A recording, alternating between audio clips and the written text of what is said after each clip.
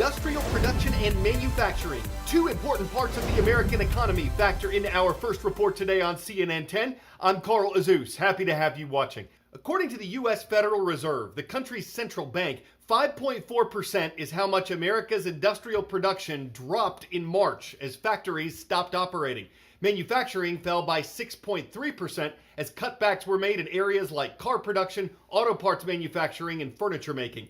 The last time these numbers decreased by this much in a month, the year was 1946. World War II had just ended. Industries were shutting down their production of war effort materials and transitioning to making consumer products again. 74 years later, it's the coronavirus pandemic that's closed factories.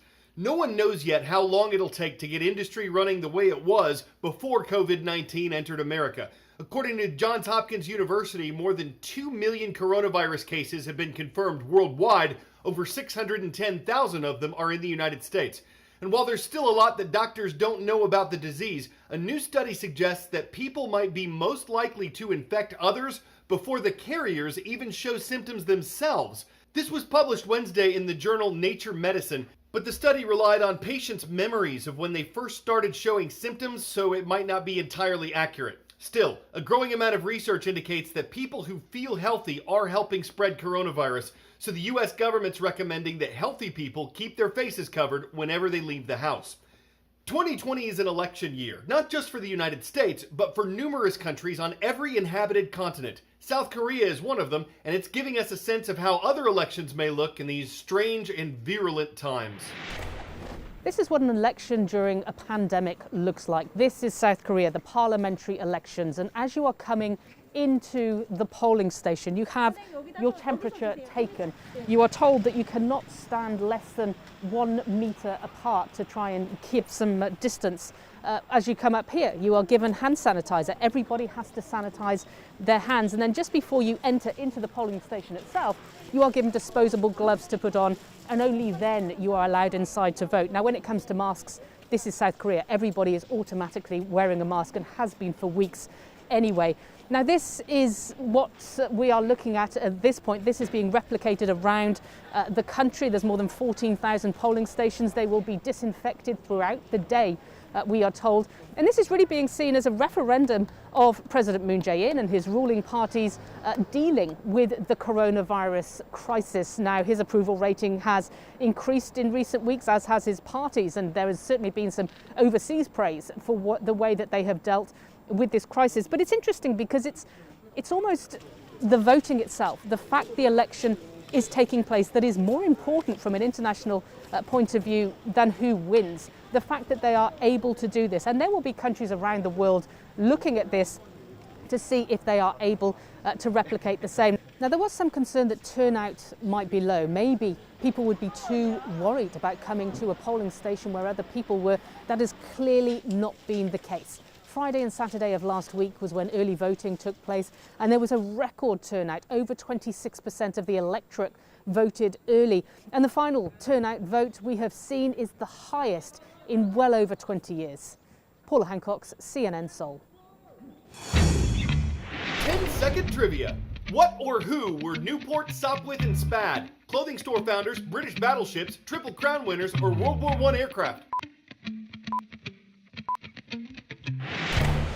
These were all aircraft that flew in the First World War, engaging in the first dogfights of aerial combat. The Sopwith Camel was one of the most famous fighter planes of World War I. And to give you a sense of how dangerous flying was in 1917, the Smithsonian says almost as many pilots died in accidents involving the Sopwith Camel as they did in combat with the machine. Just training to fly back in World War I was incredibly dangerous, and that's before you factor in the threat of other pilots who were trying to shoot you down. But it offered an unparalleled thrill and adventure when flying was new, dogfights were breaking out in the skies over Europe, and those who shot down at least 5 enemy aircraft became the world's first flying aces.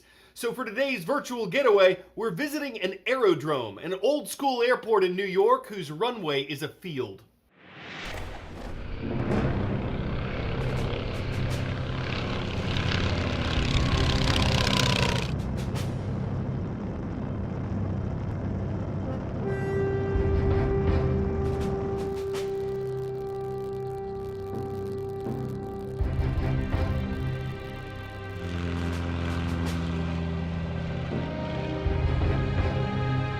The aircraft was a brand new invention in World War I, you know, just 10 years or so after the Wright brothers first flew. At first, I think the armies of Europe didn't really know what to do with the airplane, but it very quickly found a very important role. And aircraft production and training of pilots, they all skyrocketed very quickly. It was a brand new way of fighting.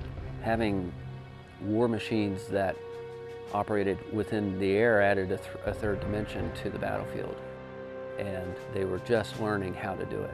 And so pilots were throwing bombs out of the cockpit, and they were carrying pistols and rifles in the cockpit, or they would have an observer in a secondary cockpit who had a pistol or a rifle, and they would be trading rounds with other airplanes.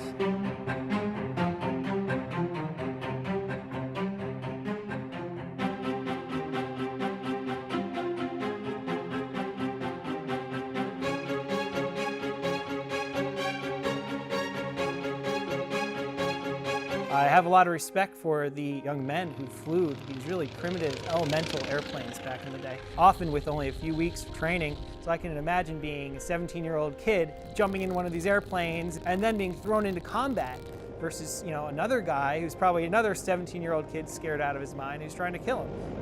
I think on the one hand they were terrified because they were young, they were fresh. When they came to the front lines with a unit, you know, they maybe had a maximum of 20 hours of flying time. They just weren't that experienced. The old Rhinebeck Aerodrome is the only real time machine I've ever seen anywhere in the world. You know, you step across the covered bridge here, it's just like it was back in the day. The machines, you know, the people, the atmosphere, it's all so different from the everyday hustle and bustle. And you know, most people have hundreds of airplanes fly over their heads all day long and they never even look up. But here you can't help but look up. Everything nowadays is very much electronic. It's very much, you're just a systems manager, you know, flying on an autopilot. And it's not as visceral and it's not as literally in your face. When you're sitting in a SPAD 7 or a Fokker triplane or whatever from the war flying that, it's true wind in your face flying. Here at Old Rhinebeck, we believe an airplane isn't really an airplane unless it flies.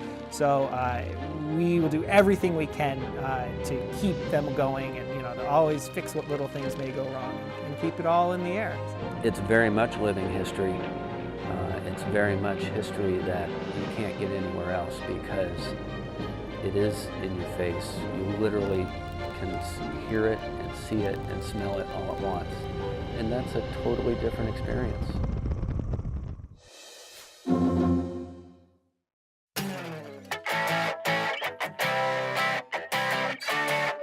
Mark Hauser says when he was 19 years old, he decided to overcome his fear of heights by skydiving. And he just became the Guinness World Record holder for performing the first skydive into the jet stream.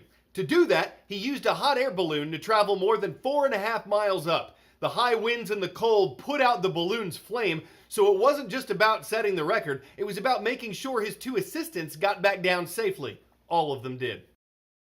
That made finding a firm footing a feat to defeat fear by footing his best foot forward, finding a way to foot the bill, and stepping out where angels fear to tread. What a fine feature.